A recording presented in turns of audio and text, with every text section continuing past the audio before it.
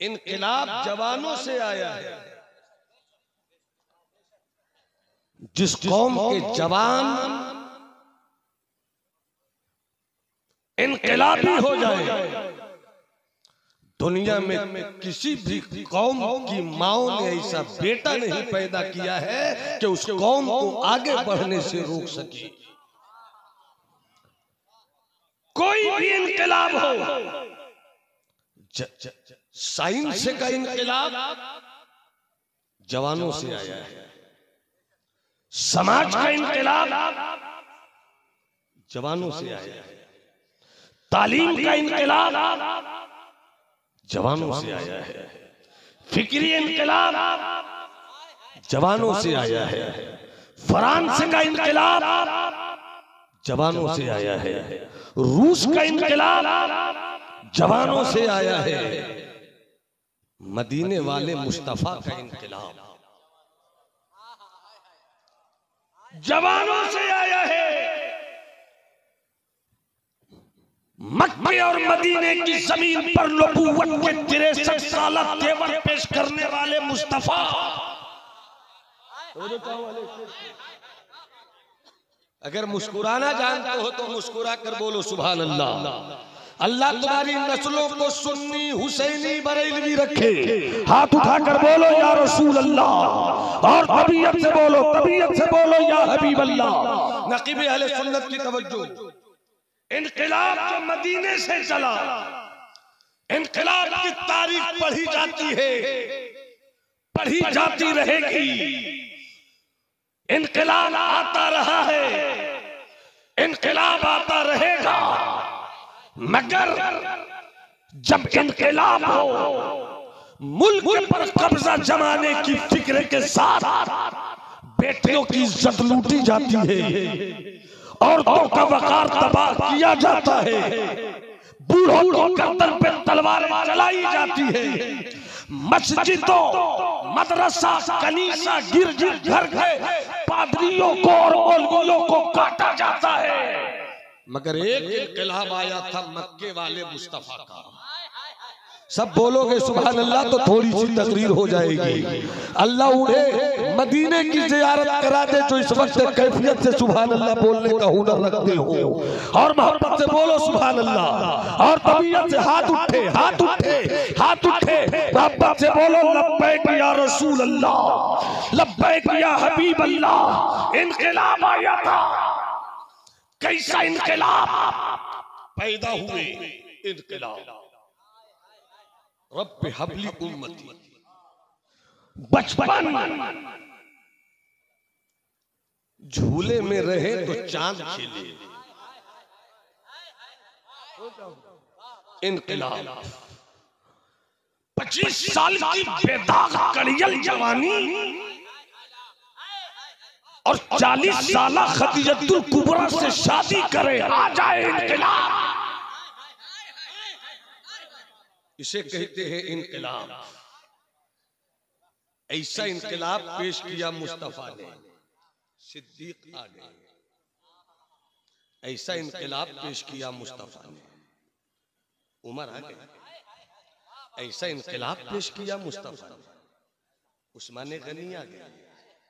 ऐसा इनकलाब पेश किया मुस्तफा ने। अली आ गया। अली आ गया। अली आ गया। अगर इन सहाबाए किराम में, बात याद आई, इन सहाबाए किराम में ईमान लाने वालों में देखिए, उम्र के हिसाब से जिस पड़ाव पर हजरत सिद्दीक थे, में की तवज्जो, 38 साल की उम्र, तजरबा बोल रहा है, 38 साल की उम्र, शऊर बोल रहा है, 38 साल की उम्र, माहौल शनासी बोल रही है, 38 साल की उम्र, तजरबा बोल रहा है।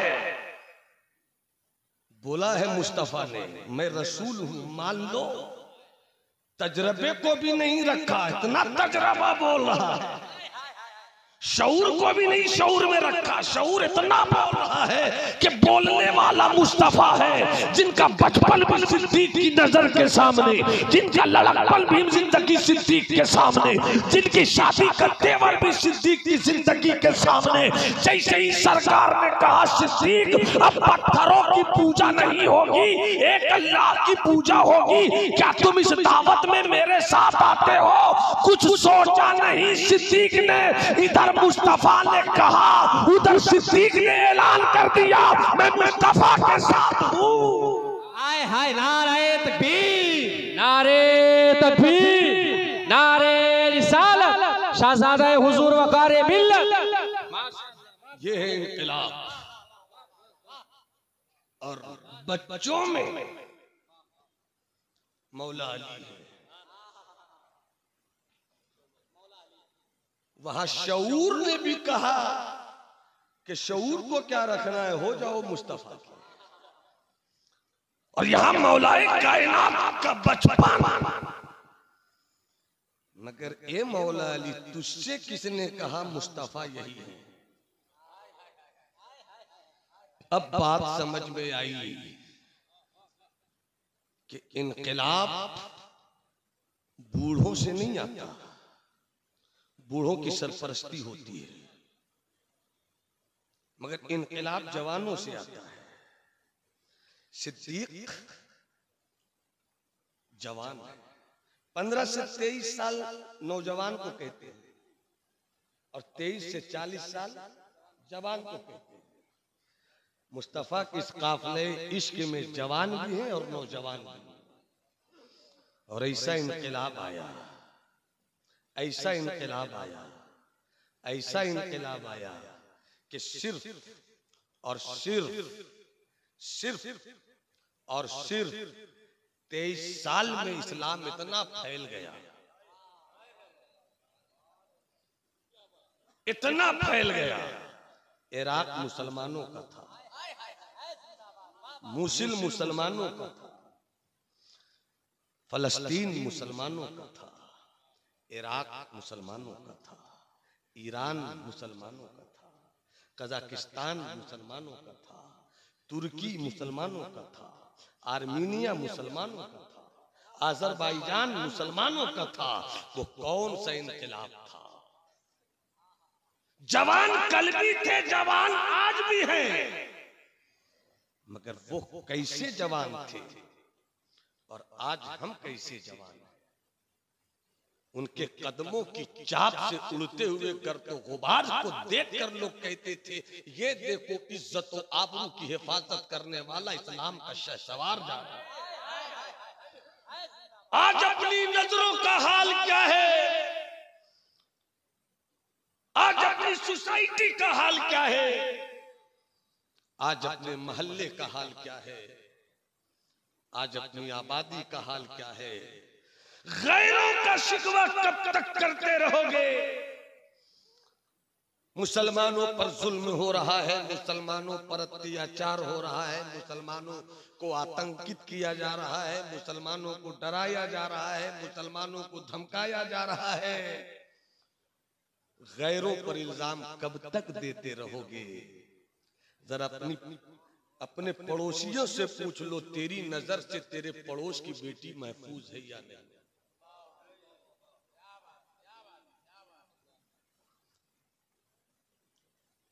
बगल में स्कूल है जहां बच्चे पढ़ते हैं, मगर उसी स्कूल के दामन में चंद औबाश वो बच्चे शराब और कबाब की बज़्म गर्म करते हैं, जिनको कहा जाता है ये मुसलमान है।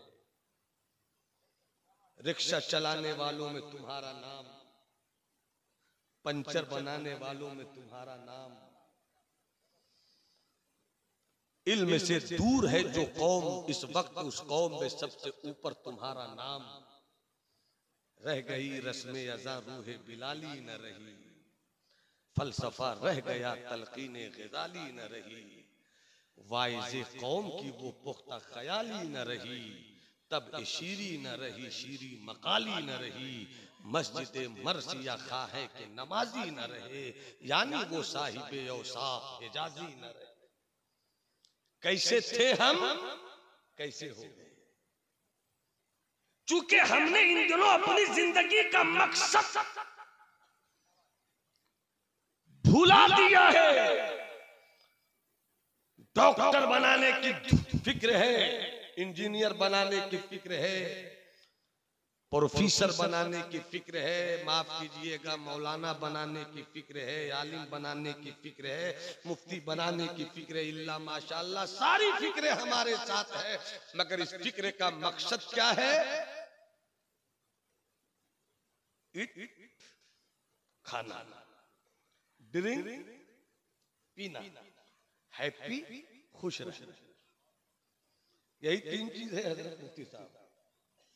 ईट, खाओ, पैसा कमाओ, खाओ, ड्रिंक, कमाओ, पियो, हैप्पी, खुश रहो। ये तो दूसरी कौमों का मकसद था, तेरा मकसद क्या है? आपकी जिंदगी का टारगेट क्या है? आपकी फिक्र नजर का गोल क्या है? जो अपनी कौम अपने टारगेट को नहीं ढूंढ सकती, वो टारगेट अचीव कैसे कर सकती है? मेरी जिंदगी का मकसद तो यही था, वमा खलक़तुल जिन्न वल इंसा इल्ला लियअबुदून। मुझे किस लिए पैदा किया गया था कि मेरी जिंदगी बंदगी हो जाए और मेरी बंदगी जिंदगी हो जाए। मेरी जिंदगी का मकसद तो ये था कि इन्नी जाइलुन फिल अर्द खलीफा, कि हमें जमीन पर खिलाफत की जिम्मेदारी अदा करनी है।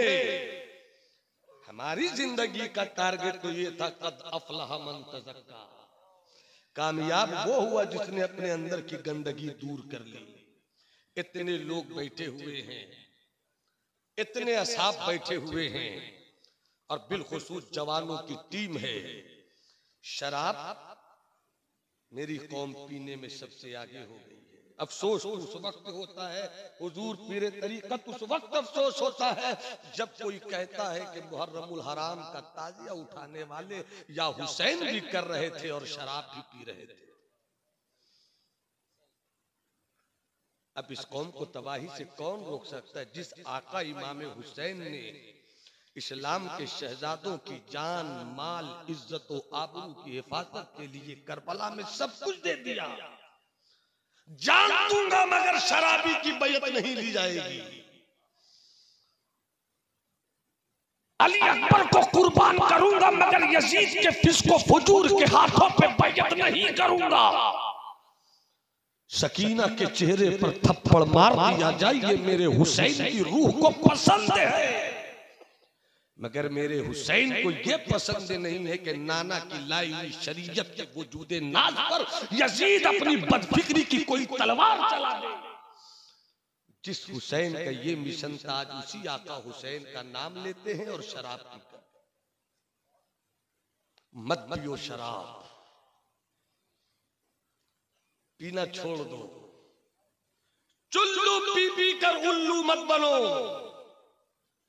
नाम तुम्हारा मोहम्मद गुफरान, नाम तुम्हारा मोहम्मद जहांगीर, नाम तुम्हारा मोहम्मद इरफान। पीते हो शराब। अगर किसी ने शराब की हालत में तुझसे पूछ लिया तेरा नाम क्या है, और तुमने कह दिया मेरा नाम मोहम्मद गुफरान, सोच कहां नामे मुस्तफा। मत पियो शराब। मुझे याद आई शराब पर एक कहानी, अगर इजाजत हो तो सुना दूं। मैं ऐसी इजाजत कहां लेता हूं, ये कोई शादी की मजलिस थोड़ी है। हाथ उठाकर बोलो या रसूल अल्लाह। नाम सुना होगा आपने एक बहुत बड़े शायर का, नाम है जिगर मुरादाबादी, रईसुल मुतगज्जलीन है वो। गालिब को भी मैंने कई बार पढ़ा, दाग को भी मैंने कई बार पढ़ा, अमीर मीनाई को पढ़ा, सबको पढ़ा, मगर अपनी अपनी तबीयत है। गजल के हवाले से मुझको जिगर से ज्यादा अच्छे कोई नहीं लगे। वो है जिगर इलाहाबादी, जिगर मुरादाबादी। बहुत पीते थे वो, बहुत पीते थे। बहुत पीते थे वो। अजमेर शरीफ में आल इंडिया नातिया मुशायरा हुआ।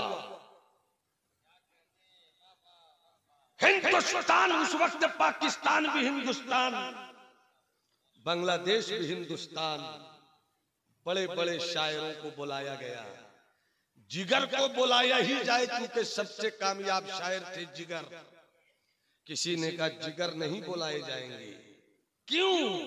इसलिए कि ये नातिया मुशायरा, जहां सरकार की नाते पढ़ी जाएंगी वहां शराबी की जरूरत नहीं है, नहीं बुलाया जाएगा जिगर को। दो खेमे में लोग बट गए। एक साहब ने चुपके से जिगर को दावत दिया। 2 दिन पहले अजमेर शरीफ जिगर पहुंच गए। जिगर साहब को सारे हालात बताए गए का चुपके से आपको ले जाया जाएगा। मुशायरा शुरू हुआ, बहुत कामयाब मुशायरा। वाह वाह, क्या रंग है, क्या तेवर है, क्या मिसरा है, क्या काफिया है। आफरी आफरी, मरहबा मरहबा। एक बार और मुकर्रर से कर्रर माहौल, मुशायरा चल रहा है। जैसे यहां नकीब है वहां भी कोई नकीब था।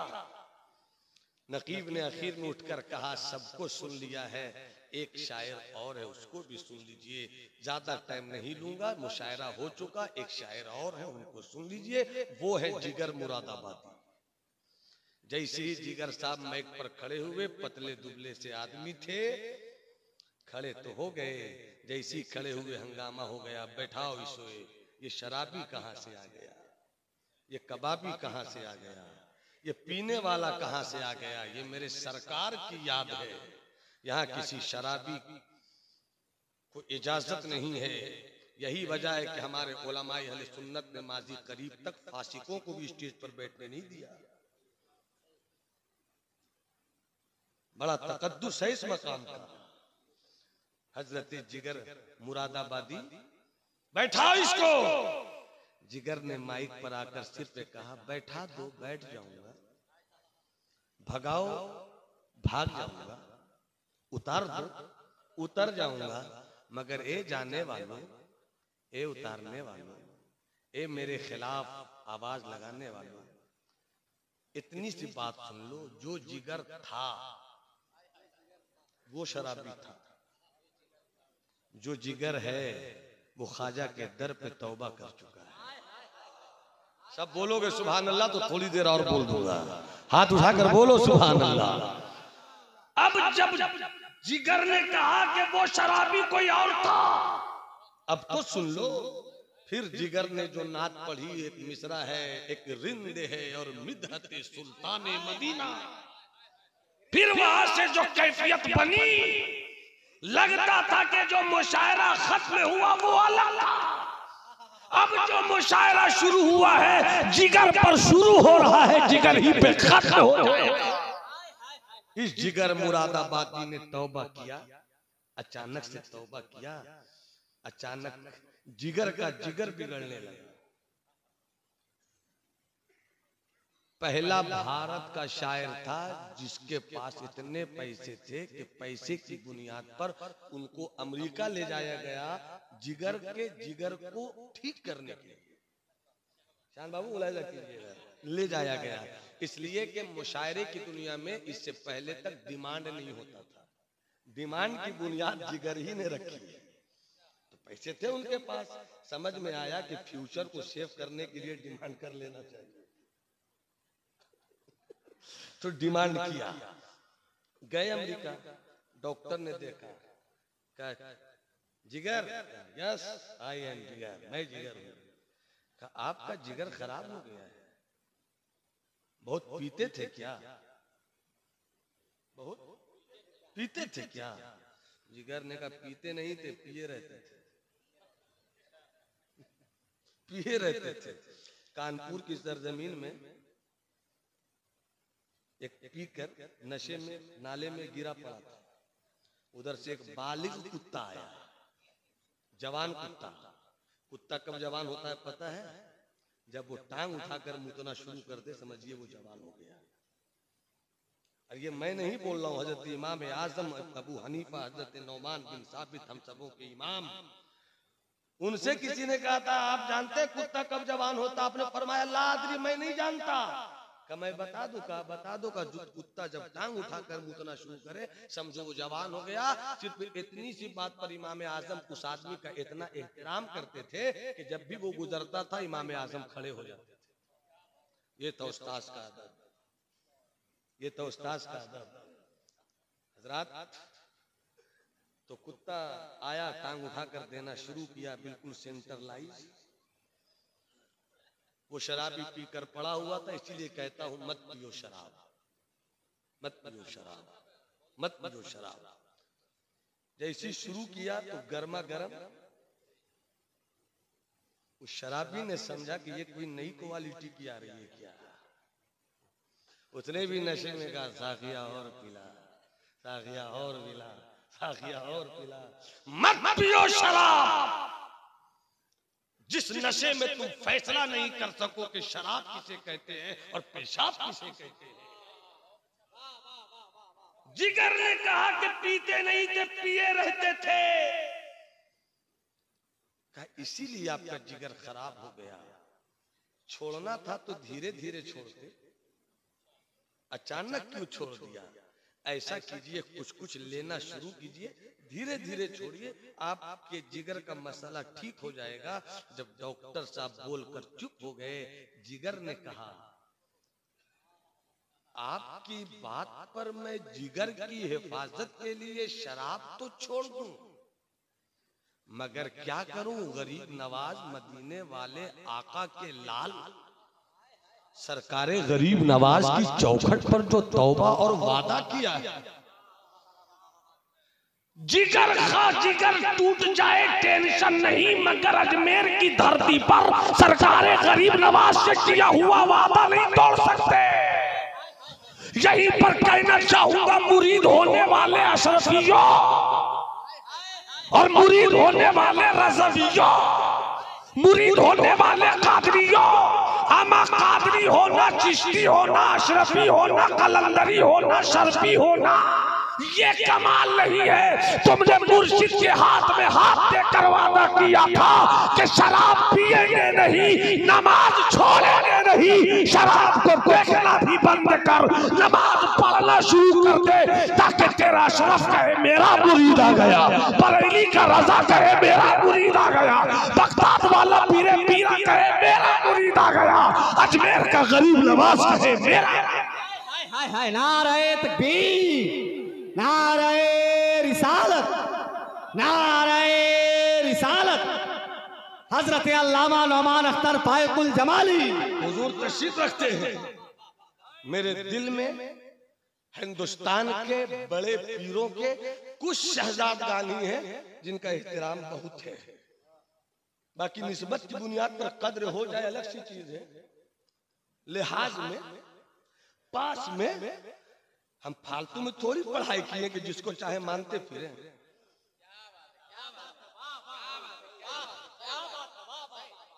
अल्लाह जाहिद खुश्क से भी बचाए और अल्लाह आलिम खुश्क से भी बचाए।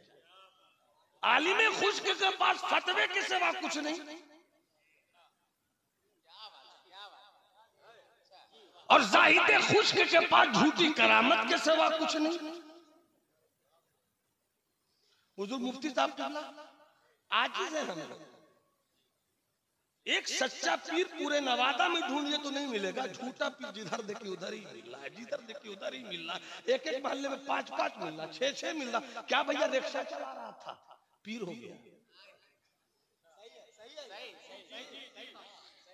गाड़ी चला के जिंदगी गुजरी, शरीयत लिखना नहीं आता। रूम तो इतना गंदा है कि नाक की गंदगी से पूरा रूम प्लास्टर है। और 2 आदमी चला गया, पढ़कर सूरह फातिहा फूंक दिया, बाबा हो गया।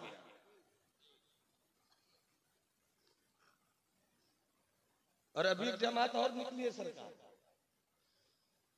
बेनमाजी, बदअमल, बेअमल नहीं, बदअमल, कुछ भी नहीं आता। और फंसाने के लिए क्या करते हैं, मैं तो पंजतन वाला हूं, पंजतन वाला किसे कहते, चेहरा देख लो। मैं कब बोलोगे यार। जमाली तो कुछ बदनाम भी इसीलिए है कि मौलाना नौमान अख्तर ऑपरेशन करते रहते हैं। ऑपरेशन इसलिए किया जाता है ताकि मरीज ठीक हो जाए।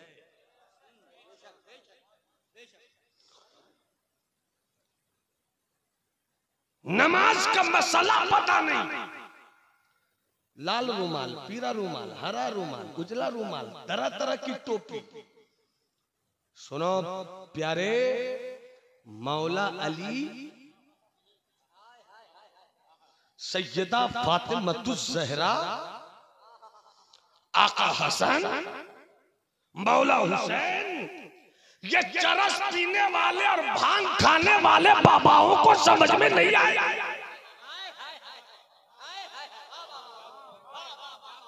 पता नहीं स्टेज पर कुछ उसी कबीले के हैं क्या? अगर सच्ची बात नहीं बोल रहा हो तो चुप रहना, सच्ची बात बोलो तो हाथ उठा के बोलो सुभान अल्लाह। हाथ उठा कर बोलो सुभान अल्लाह। क्या मैं तो अली वाला हूं? अरे पागल, तुझे मालूम है मौला अली की नमाज?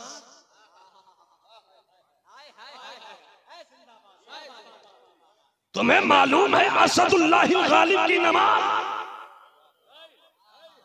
तुम्हें मालूम है दामाद मुस्तफा की नमाज?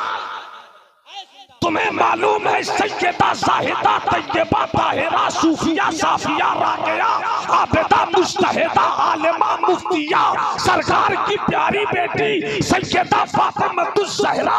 कौन फातिमतुज़ ज़हरा? सिद्दीक मुस्तफा को देखे राहत पाए, उमर मुस्तफा को देखे राहत पाए, उस्मान मुस्तफा को देखे राहत पावे, खालिद मुस्तफा को देखे राहत पावे, अबू हुरैरा मुस्तफा को देखे राहत पावे, मुस्तफा फातिमा को देख ले राहत पा जाए।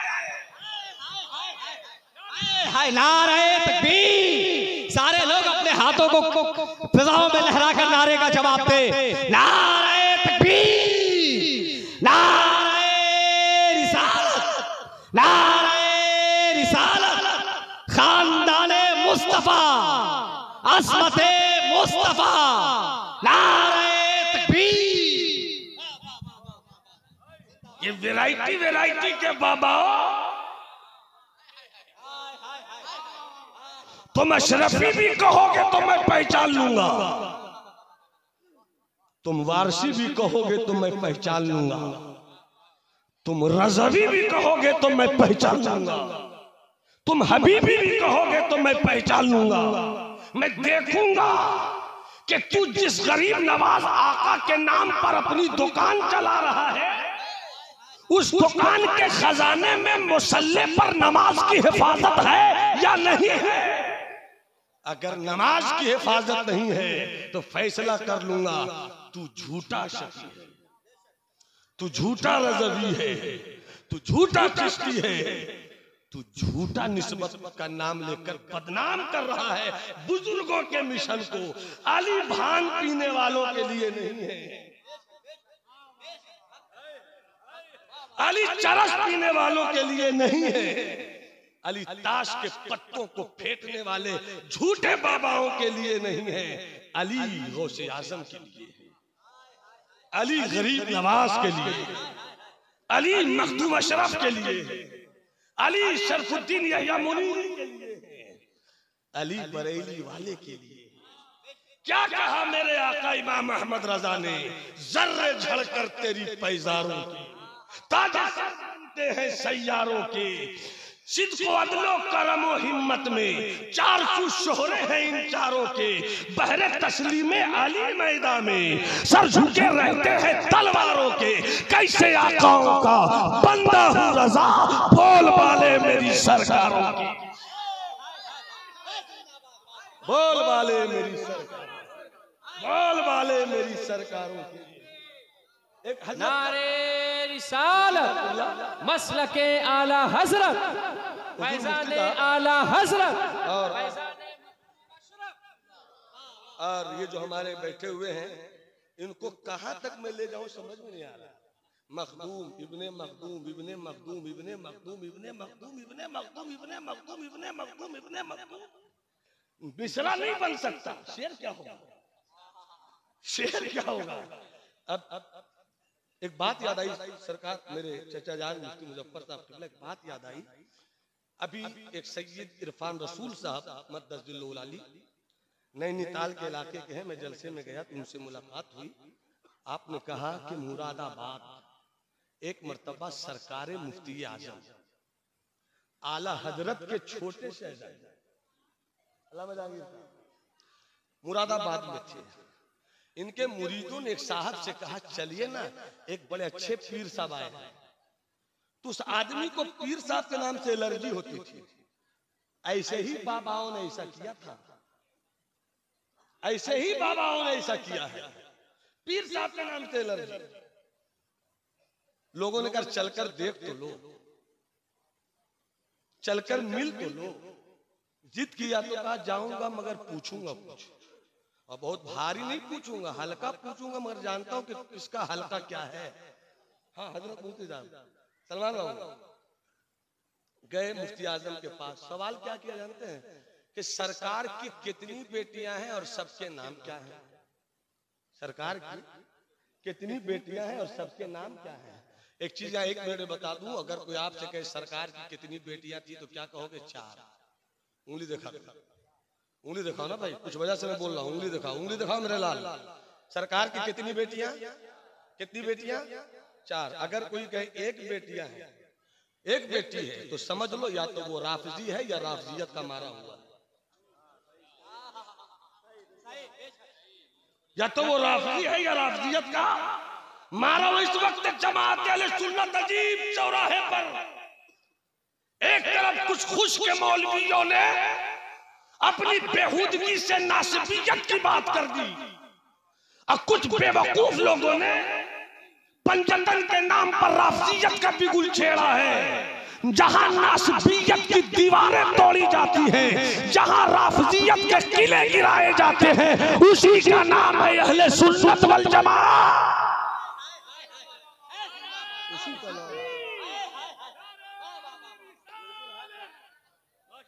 अल्लाह सलामत रखे हमारे इदारे के सरपरस्त मोहतरम तबारक साहब को और इनकी पूरी बटालियन को। पहली ईंट से लेकर आज तक इनकी सरपरस्ती, अल्लाह इस सरपरस्ती का सिला इन्हें आखिरत में बख्शे।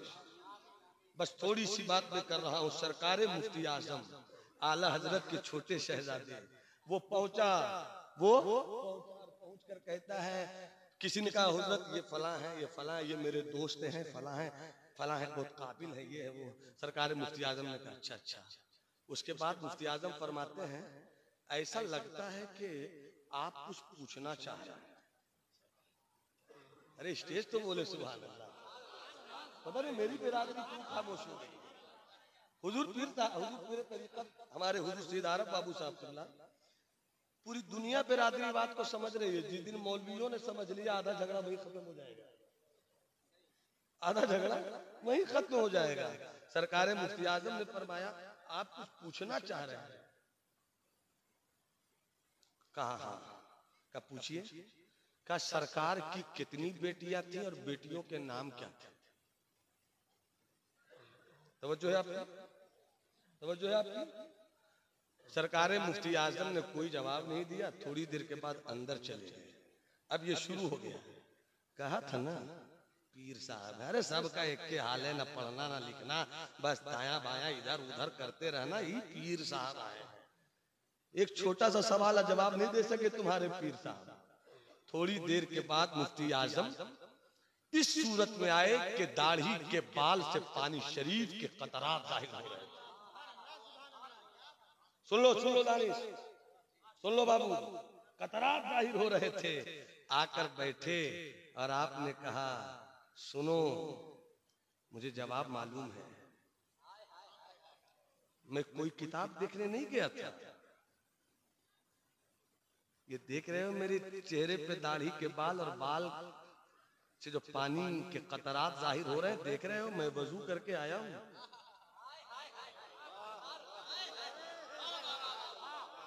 मैं वजू करके आया हूं, तुमने क्या कहा? कितनी बेटियां हैं मैं बता देता, मगर तुमने ये भी कहा कौन कौन है, नाम बताइए। तो इस वक्त बरेली के आला हजरत का ये छोटा बेटा मुस्तफा रजा बता तो सकता था मगर वजू से नहीं था। और मुस्तफा रजा की किताबें इश्क की एक एक सत्र में सैयदा फातिमा ज़हरा महफूज है। मैं सैयदा की बात करूं वजू से न रहूं, मैं रुकैया की बात करूं वजू से न रहूं, मैं उम्मे कुलसूम की बात करूं वजू से न रहूं, ये मुस्तफा रजा को गवारा नहीं। अरे सरकार तो सरकार की बेटियों का नाम भी लेता हूं तो मैं वजू करता हूं, इसलिए कि मेरे बाबा ने बरेली की टूटी चटाई से ये बढ़ा दिया है कि तेरी नस्ल पाक में है, बच्चा बच्चा नूर का, तू है नूर तेरा सब घराना। नारे तकबीर, नारे तकबीर, नारे रिसालत। और उस बरेली शरीफ से नफरत वही करेगा जो पाखंडी बाबा होगा, उस बरेली शरीफ के खिलाफ वही बोलेगा जो बंद कमरे में चरस पीता हो। उस बरेली शरीफ के खिलाफ वही बोलेगा जिसको नमाज की नीयत नहीं मालूम हो। उस बरेली शरीफ के खिलाफ वही बोलेगा जिसको रुकू का सलीका नहीं मालूम हो। अगर ये तुम्हें देखना है नमाज किसे कहते हैं तो कछौछा का शहजादा बोलेगा मुझसे पूछते हो नमाज? मेरे खानदान ने नमाज बताया भी है, नमाज पढ़ाया भी है और करबला में नमाज बचाया भी है। इसलिए हमारी बर्बादी की वजह यही है कि हम इल्म से दूर हैं। हमारी बर्बादी की वजह यही है कि हमारे पास तरबियत नहीं है। और बर्बादी की दीवार को ढाने के लिए और कामयाबी की इमारत खड़ी करने के लिए जवानों को आगे आना होगा। जिस तरह से बस 3 से 5 मिनट के अंदर अपनी बात खत्म। जिस तरह चुनाव होता है ना, चुनाव तो मुखिया के पास सब कुछ मौजूद। इलाके में क्या क्या चुनाव होता है, कौन पार्षद क्या क्या चुनाव, उसके पास अपने एरिया का सब कुछ मौजूद। किसी का वोट कटे नहीं, किसी का वोट बचे नहीं, किसी का वोट कटे नहीं। ऐसे ही हमारी जिम्मेदारियां ये हैं कि घर में रहो तो बेटों और बेटियों की खबर लो। अगर तुम मोहल्ले के जिम्मेदार हो तो मोहल्ले की बेटियों की खबर लो। इस बात की खबर लो कि तुम्हारी बेटियां नकाब पहनकर जा तो रही है ट्यूशन के नाम पर, मगर कहीं और तो वो नहीं जा रही, कहीं और तो नहीं वो पहुंच रही है। निकाब के नाम पर तुम्हारी बेटियां किसी आवारा इंसान से आंखें तो नहीं मिला रही है। याद रखिए, गैर के साथ भागे या अपनों से साथ भागे, आवारगी आवारगी है। हम गैरों पर क्या तबसरा करें कि गैर के साथ मेरी बेटी भाग गई है, या तो अपने लेकर भाग रहे हैं, अपने लेकर भाग रहे हैं। सीना पीट रहे हो कि हमें कोई पूछता नहीं। तुमने शरीयत को पूछा है? तुमने इस्लाम को पूछा है? तुमने दीन को पूछा है? कभी गौर करो जाकर के हमने 24 घंटे में क्या खोया क्या पाया। सोच लोगे तब समझ में आएगा, सिर्फ खोया है पाया कुछ नहीं। पाने की कोशिश करो, और पाने की कोशिश किस तरह करनी है कि अपने इमाम के पास अपने बच्चों को लेकर एक हफ्ते में एक दिन कम से कम 1 घंटे के लिए जरूर पहुंचो। मौलाना फरहान साहब किबला, आप बड़े मसरूफ हैं, आपकी भी घर गृहस्थी का मामला है, मगर आज जुमा का दिन है, आप हैं या नहीं? अगर हैं तो अपने बच्चों को लेकर पहुंच जाओ कि अब मेरे बच्चों को पढ़ा दीजिए कि नमाज कैसे पढ़ी जाती है। दूसरे जुमा में पहुंचो, नियत कैसे की जाती है। इस तरीके से उलमा से राबता करो।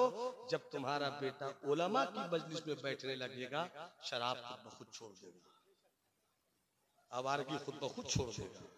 बेहूदगी खुद ब खुद छोड़ देगा। और जब तुम घर में रहो तो अपनी बेटियों को रात में कम से कम 5 मिनट के लिए सोने से पहले ईशा की नमाज पढ़ो। पढ़ने के बाद अपने घर के लोगों को जमा करो। बेटियों कहाँ हो, इधर आओ।